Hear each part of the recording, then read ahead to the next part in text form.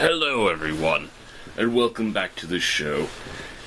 So, it's been a while since we've done a movie, and it's also been even longer since we've done some Toho stuff. I do believe the last time we did some Toho, it was King Kong vs. Godzilla. So it's only apt that this episode shall be King Kong Escapes.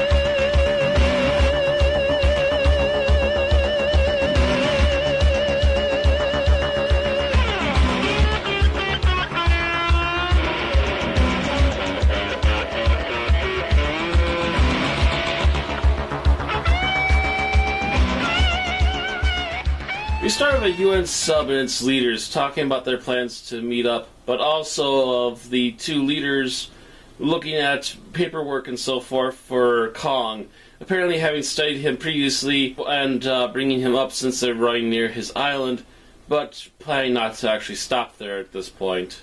Meanwhile, we go to the polar secret base of Doctor Who.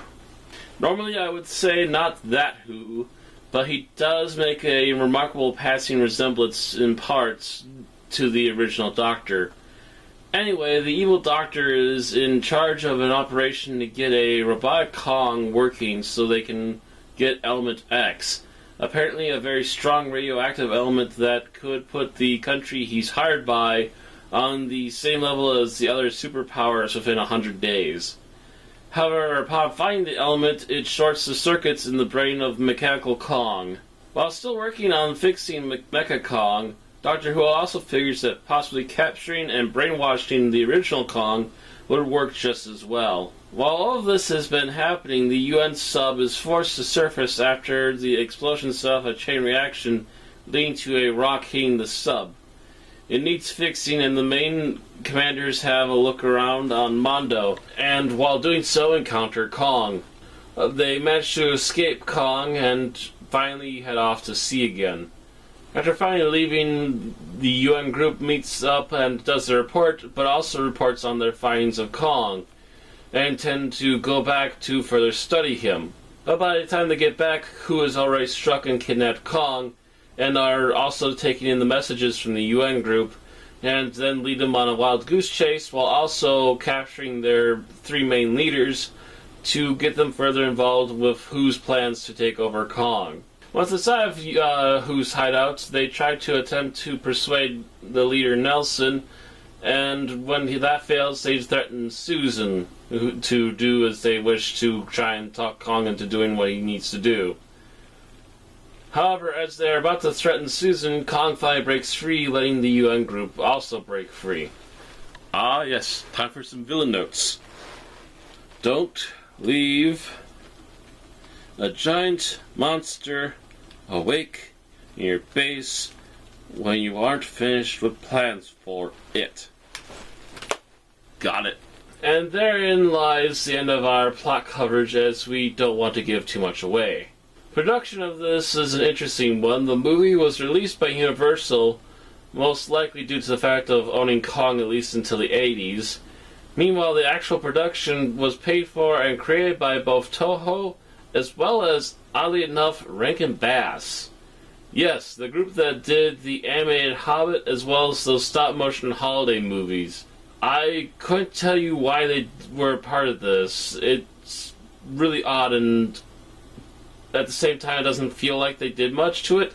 I actually couldn't tell you what they did to be a part of this outside of doing the English dubbing and also being on the opening credits.